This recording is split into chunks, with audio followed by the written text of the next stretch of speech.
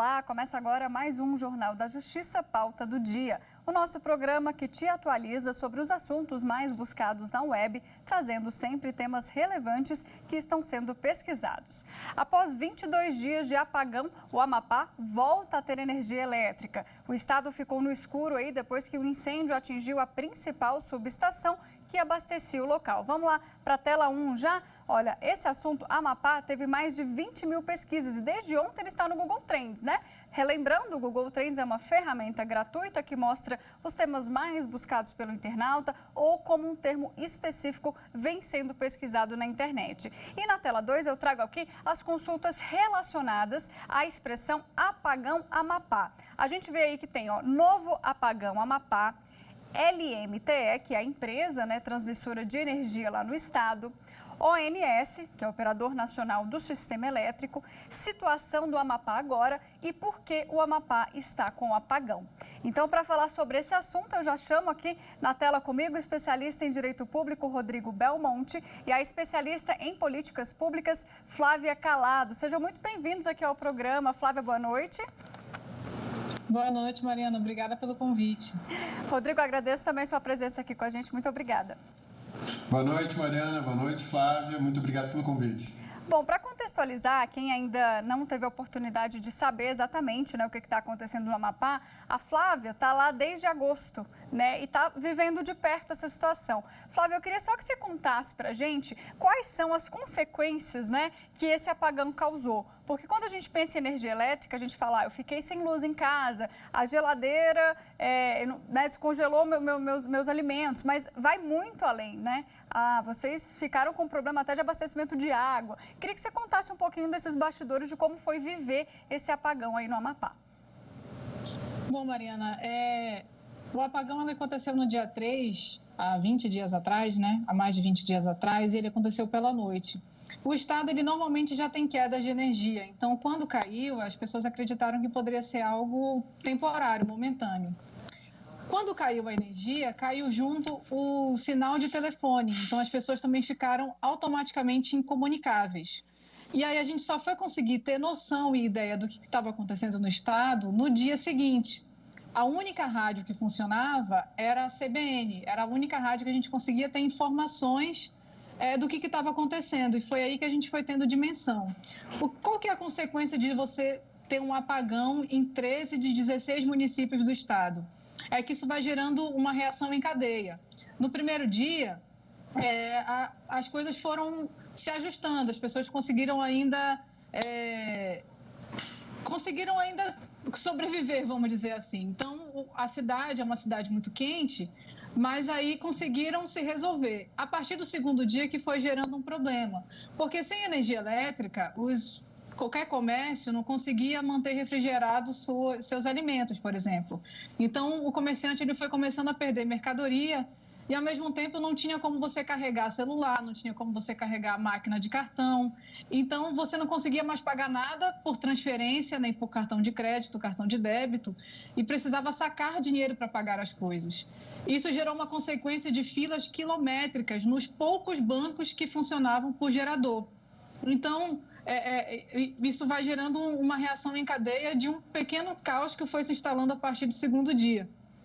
A mesma coisa aconteceu com postos de combustíveis, por exemplo, com postos de gasolina. O primeiro dia, tudo certo. A partir do segundo, passou-se a ter a possibilidade de não ter mais combustível nos carros. Então, a gente encontrava filas quilométricas de carro para abastecer. Filas que as pessoas esperavam 4, 5 horas para abastecer o carro, colocar galão e continuar se movimentando pela cidade para conseguir comprar água, conseguir comprar alimento. E começou a faltar água na casa das pessoas, porque o sistema que abastece a água, ele também precisa de energia elétrica. Então, a água que vem da CAESA, né, da Companhia de Água e Saneamento Básico do Estado, não conseguiu mais fornecer água. E, para além disso, começou a faltar água potável também na casa das pessoas, porque você não conseguia mais comprar galão de água, porque a demanda começou a ser muito grande e, como não se esperava, não tinha como você abastecer. Então, tudo foi ficando muito difícil, porque foram 1, 2, 3 dias completamente no escuro e completamente sem comunicação nenhuma, porque você não tinha sinal de telefone. Internet muito menos. Você não tinha nem sinal para você mandar SMS. Nossa. Então a gente ficou literalmente sem qualquer comunicação. Você conseguia no máximo conversar com seu vizinho, e quem tinha informação era porque entrava no carro, botava na única rádio que funcionava, para ir ali captando informação do que estava acontecendo. Então, foi um processo, assim, demorado de compreensão da dificuldade do problema e do que tinha gerado o problema, né? Aí, só que a partir do 4º dia, que foi quando começou o racionamento, que as pessoas começaram a entender melhor o que poderia ser feito, o que havia acontecido, e reorganizar a cidade, mas ainda assim, muito caótico e muito cansativo. Porque, como eu disse, como a cidade é muito quente, as pessoas não conseguem dormir à noite, porque você não consegue fechar a sua casa, que vai ficar muito quente, e você também não consegue dormir. Então, isso foi gerando um cansaço repetidamente nas pessoas, né? Com certeza. E hoje você está falando com a gente, Flávia, aí direto do Amapá. Você conseguiu conexão porque hoje a gente conseguiu esse restabelecimento aí? Ou você já está em um hotel que tinha acesso à internet? Não, então, eu sou daqui, e então eu fico na casa da minha mãe aqui, né? E lá eu sofri a consequência do apagão, tal qual qualquer amapaense sofreu. Mas a casa da minha mãe, ela ainda tem um certo privilégio, porque a gente não ficou sem água. Algumas casas aqui no estado, elas são abastecidas por poço artesiano, aquele poço Amazonas, que você cava no seu quintal e retira a água. Então, a casa da minha mãe foi uma dessas casas, assim. A gente, nos 2 primeiros dias, teve que abrir o poço, literalmente, jogar um balde d'água e ir puxando para tomar banho, para lavar louça. Uma coisa muito, muito arcaica mesmo. E só a partir do 3º dia que a gente teve uma ideia de colocar uma roldana para facilitar, puxar o balde e não acabar com a coluna de todo mundo que já estava cansada de não conseguir dormir. Os bastidores, então foram dias aí muito difíceis. Apagão.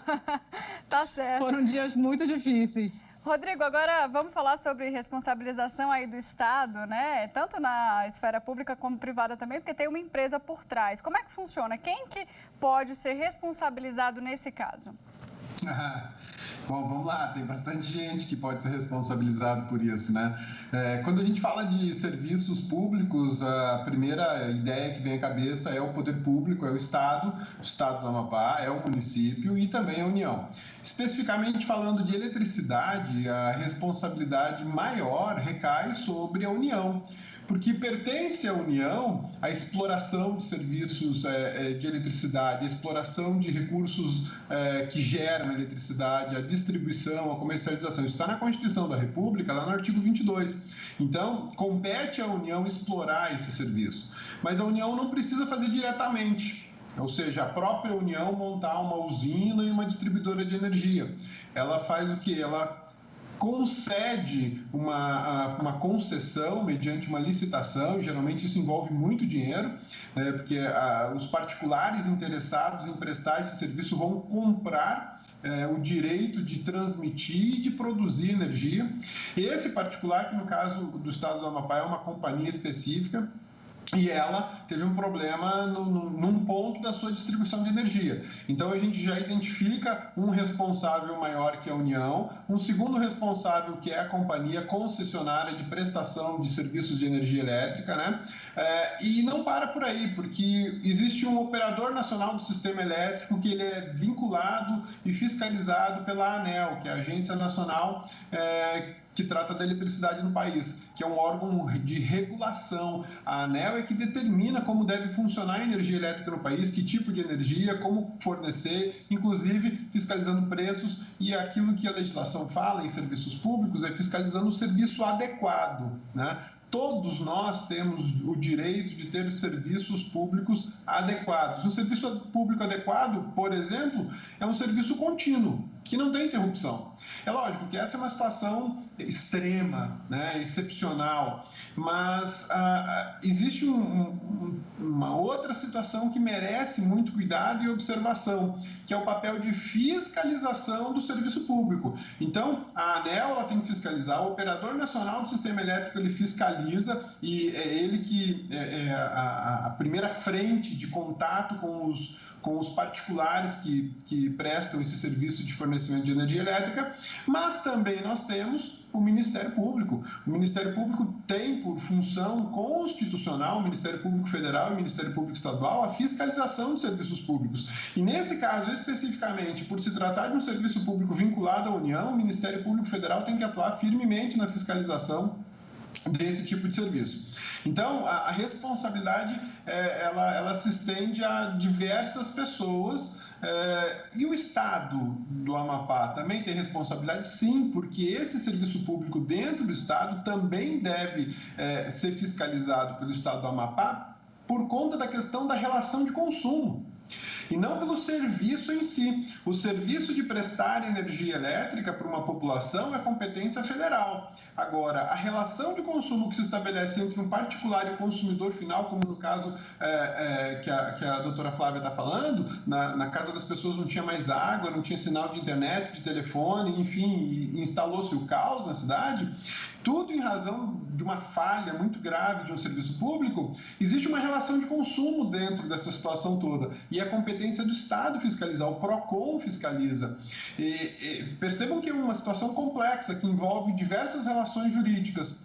Mas a nossa legislação, a legislação brasileira, prevê dispositivos de prevenção para não acontecer esse tipo de problema e, quando acontece, um dispositivo de contenção e reparação. Então, os responsáveis existem. A Justiça Federal já foi acionada por intermédio de uma provocação do Ministério Público, a ANEEL já instalou uma investigação, mas me parece que isso não é o suficiente. O dano causado à população do Amapá é de uma envergadura singular.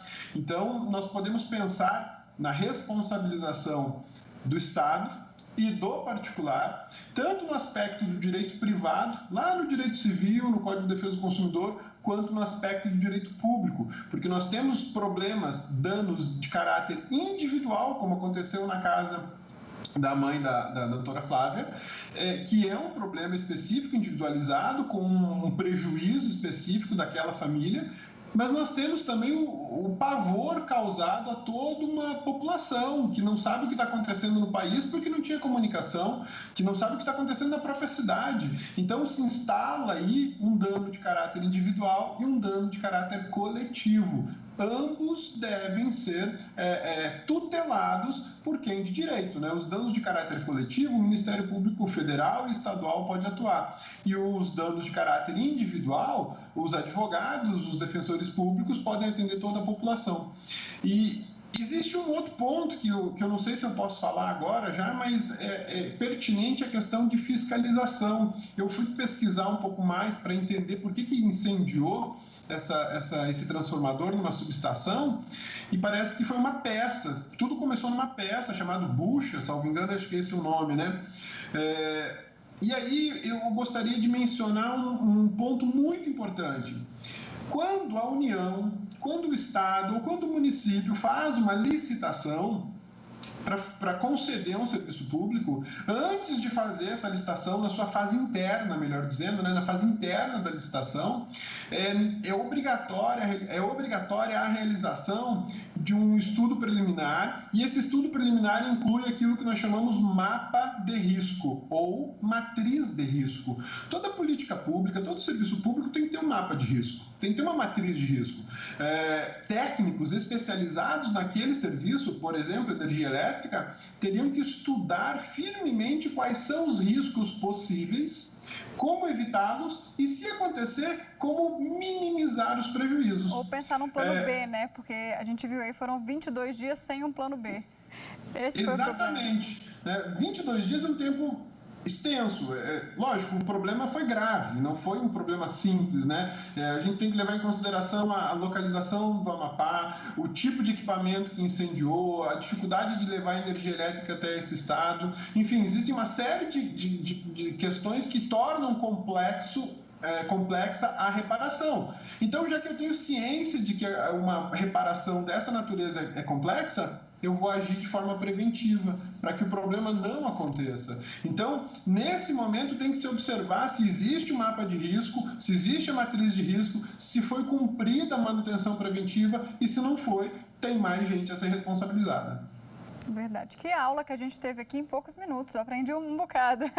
Doutora Flávia, o doutor Rodrigo tocou em um ponto muito interessante, que é a questão de vocês ficarem mesmo, assim, sozinhos, né, com essa impressão de que estão sem conexão, sem informação, e a gente viu que isso gerou uma revolta, né? A gente viu ruas fechadas, objetos que a população ateou fogo na rua mesmo para fechar, para protesto, né? Tipos de protestos. Essa foi o único tipo de resposta, esse foi o único tipo de resposta que talvez vocês conseguiriam, né, agindo dessa forma, a única forma de chamar a atenção, talvez, do poder público? Na verdade, eu acho que entraram aí duas frentes, né? A primeira foram da população em geral, que cansada da situação, porque depois que acabou o apagão de 3 dias, 4 dias, direto, sem qualquer energia, sem qualquer sinal de telefonia, entrou-se o racionamento. Então, alguns lugares começaram a ter energia de 6 em 6 horas. Só que, ainda assim, os locais mais periféricos da cidade não atendiam a esse racionamento, não era cumprido esse racionamento. Então, isso tudo foi gerando ainda mais um cansaço e uma revolta na população, que, como uma forma de demandar atenção, passou a fazer manifestações em vários pontos da cidade, né? Então, começava a escurecer, que é a hora que acho que vai ficando mais cansativo e mais difícil, ainda mais para quem tem criança, vai ficando muito, muito difícil você lidar com a situação, era onde surgiam vários pontos de manifestação.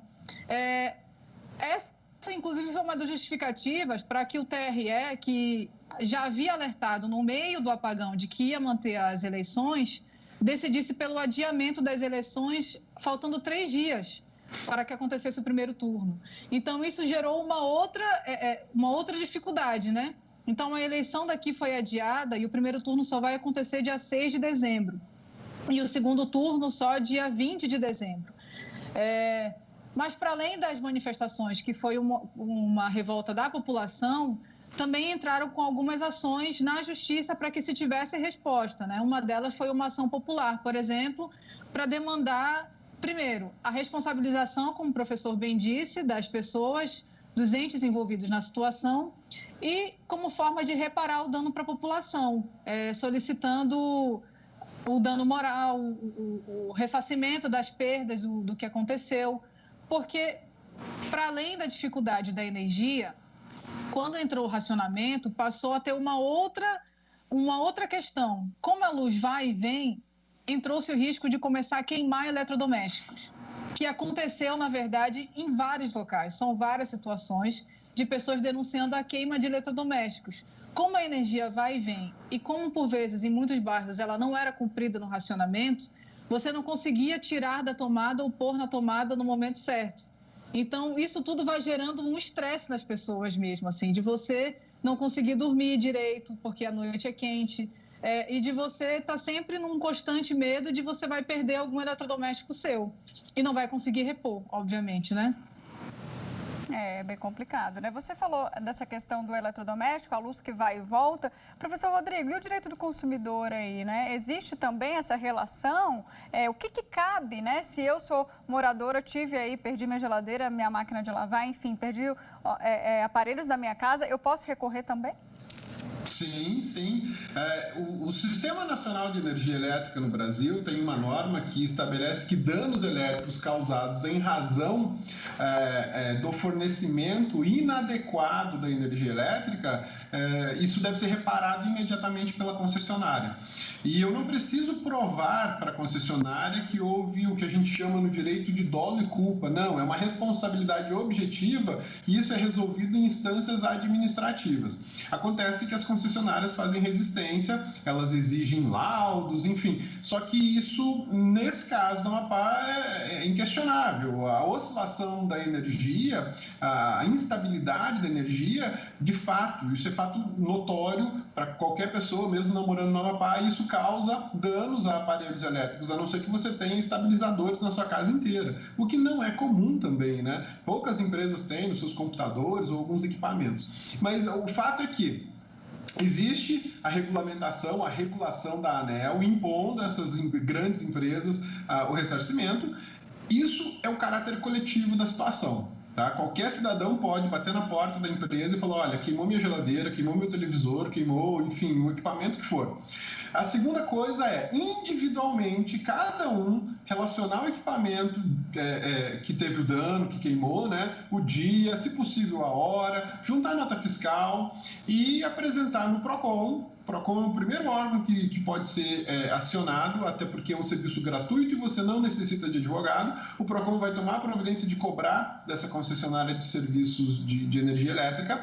E se o teu prejuízo foi um prejuízo de uma monta, de um valor significativo muito maior do que o valor de uma geladeira, apesar de que o valor de uma geladeira para muitas pessoas é um valor muito alto, né? Mas existem pessoas que vão perder equipamentos de centenas de milhares de reais por conta disso. Essas pessoas, assim como aquele que perdeu a geladeira, também pode procurar a Defensoria Pública e pedir uma indenização por danos materiais e danos morais em face daquele que causou o prejuízo, né? E nesse caso, basicamente, é a concessionária e a União. Elas são as grandes responsáveis pela fragilidade desse sistema lá no Amapá. Doutora Flávia, em relação a danos morais, né? Porque pelo que você está falando aí, eu fiquei angustiada só de ouvir, imagina de estar sentindo na pele. Então, cabe também danos morais para essa população? Existe algum tipo de indenização coletiva para a população do Amapá? Olha, eu acredito que sim. O professor estava aí comentando sobre a possibilidade de pedir ressarcimento em caso de você perder uma geladeira ou equipamentos de grande monta. E aí me veio agora a memória de que existem vários casos de pessoas que, na verdade, perderam a casa inteira para incêndios. Porque o que aconteceu? Como as pessoas ficam à luz de velas, por vezes a vela, enfim, vai derretendo e aconteceram assim. Foi mais de um caso de pessoas que perderam a casa inteira para incêndios por questões de vela, em razão do apagão também. Aqui no Amapá, há uma característica muito peculiar das áreas periféricas as pessoas moram em palafitas, né? Moram em cima dos rios. São uma espécie de ribeirinhos, assim. Uhum. Então, as casas são todas feitas de madeira. Ou seja, é muito mais fácil de incendiar e de perder a casa toda e de gerar um grande problema. Então, eu acho que também entra a indenização por dano moral e por dano material nesses casos, sim. Flávia, a gente está falando aqui do Amapá de uma forma geral, você está na capital. Você tem uma noção de como que está hoje a situação dos municípios mais afastados, que eu acho que ainda ficaram mais prejudicados, né? Tudo demora mais chegar no interior, né? Pois é, eu estava até tentando pesquisar e perguntar aqui para algumas pessoas como que ficou no interior, mas eu não conseguia obter essa informação com muita certeza, porque a gente acabou recebendo muita informação da capital. A própria sistema de racionamento, quando ele saiu, o cronograma de racionamento, ele falava só dos bairros da capital, então a gente tem realmente pouca informação. O que eu posso te fornecer agora é que no dia das eleições, que foram no dia 15 de novembro, todos os municípios que tiveram a eleição normalmente mantiveram a energia elétrica funcionando pelo dia inteiro. E hoje, quando se disse que se restabeleceu a energia a 100%, isso também chegou aos municípios, eles também estão com a energia retomada. Mas eu não consigo te fornecer com certeza como que ficou esse processo de racionamento nos interiores do estado. Não, tá ótimo, sem problemas. Esse relato aí real é tão rico pra gente, né? Pra gente saber exatamente como é que tá tudo acontecendo aí, que não tem problema nenhum. Rodrigo, a gente está encaminhando aqui para o fim, já caminhando para o fim do programa. Eu queria que você deixasse um recado. Então, resumidamente, né? Como é que esses moradores podem proceder se eles se sentiram realmente, com certeza todos, né? Se sentiram prejudicados com essa situação? A quem que eles devem recorrer nesse primeiro momento? Toda a população do Amapá, visivelmente, teve sua dignidade ofendida num nível assim, muito profundo, né? Isso gerou abalos materiais, abalos emocionais, psíquicos e por aí vai. Então, a gente está tratando aqui de reparações, tanto de caráter material como de caráter moral. As pessoas podem procurar PROCON, Defensoria Pública, Ministério Público. Basicamente, essas três instituições têm como dar respostas a essa população. Que tipo de resposta, Rodrigo? A Defensoria Pública e o PROCON nas reparações, nas indenizações. Já o Ministério Público na punição, porque agora cabe, é papel institucional e constitucional do Ministério Público Estadual e Federal atuar firmemente em face do poder público, e isso tem que ser cobrado dessas instituições, porque é papel constitucional deles, é a missão deles de exigir que esse tipo de situação não aconteça mais e exigir a punição adequada para quem não teve o devido cuidado com a distribuição de energia. Ah, mas foi um acidente. Ok, mas aquilo que eu falei do mapa de risco é para evitar acidente, é para eu trabalhar com a previsibilidade. Então, basicamente, essas 3 instituições, elas podem ser acionadas. Além das 3, tem a OAB, que ela tem um serviço de assistência que pode atender as pessoas, e aqueles que tiverem condição, contratar advogados e iniciar processos judiciais. Isso que o Rodrigo falou é importante, né? Não pode deixar cair no esquecimento. Aqui no Brasil, a gente tem tantos acontecimentos que a cada dia a gente vai sendo engolido por uma nova notícia, né, Flávia? Então, a sua percepção aí é justamente essa, que as pessoas realmente estão tão indignadas e foram tão prejudicadas que realmente vão seguir nessa linha aí que o professor orientou? Provavelmente, viu? Porque o dano foi muito grande. São 22 dias de muito cansaço e de uma sensação de que não está resolvido ainda, de que as pessoas não estão 100% seguras de que a energia está restabelecida. E eu ainda complemento a fala do professor ao dizer que, para além dessas instituições, é importante que a gente use outras ferramentas também, como a ação popular e a ação civil pública. Isso porque a gente precisa também cobrar uma movimentação justamente para que o preventivo, né? Para que isso não aconteça de novo. Se a peça queimou, foi por uma ausência da fiscalização da União, de que deveria observar se a peça estava ok, que o gerador reserva ainda não tinha voltado do conserto, isso já vai completar 1 ano que ele já está na reserva, e compreender que o cenário ele ainda não está completo, ainda que a energia tenha se restabelecido, agora todas as subestações estão sem backup, estão sem reserva, então a gente está literalmente no limite. E é importante dizer que, ainda que a energia tenha se restabelecido, a Companhia de Eletricidade Elétrica já informou que em horários de pico ainda vão haver interrupções, porque o sistema realmente ele não está dando conta. Então é preciso ter esse trabalho muito preventivo, assim, de cobrar que seja feita as devidas fiscalizações e as devidas responsabilizações dessas pessoas para que esse perigo iminente não volte a acontecer. Eu lembrei de mais uma coisa, claro, se vocês me permitirem falar.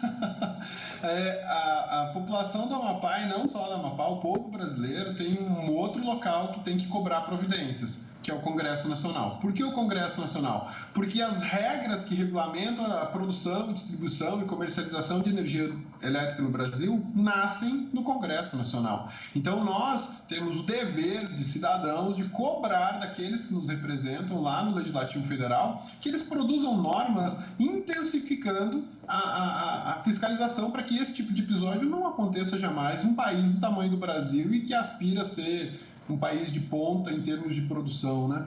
É verdade. Bom, gente, nosso tempo chegou ao fim, Flávio. Eu queria deixar aqui toda a minha solidariedade à população aí do Amapá. Obrigada pelo seu tempo aqui em meio a esse caos. Você participou aqui com a gente, isso significa muito. Muito obrigada mesmo, viu? Eu que agradeço. Eu espero que esse seja um alerta aí para que a gente sempre se mantenha vigilante e que use as nossas instituições para cobrar o que é de direito de cada cidadão, né? Doutor Rodrigo, agradeço também sua participação, foi brilhante com as orientações todas aqui para a população e que a gente realmente não esqueça desse episódio e que os responsáveis sejam punidos, né? Eu que agradeço o convite, agradeço a oportunidade de ter conversado com a doutora Flávia, com vocês, e estou sempre à disposição da TV Justiça. Meus sentimentos ao povo do Amapá, porque é de uma sensação muito ruim que vocês devem estar passando. Eu estou sentindo aqui muito ruim que vocês estão passando. Então, oro a Deus para que isso se estabilize. É isso aí. Bom, o programa de hoje então fica por aqui, mas você pode rever essa entrevista no YouTube. Anota aí o nosso endereço, é youtube.com/TV Justiça Oficial. Amanhã então eu estou de volta com um novo tema. Te espero. Tchau, tchau.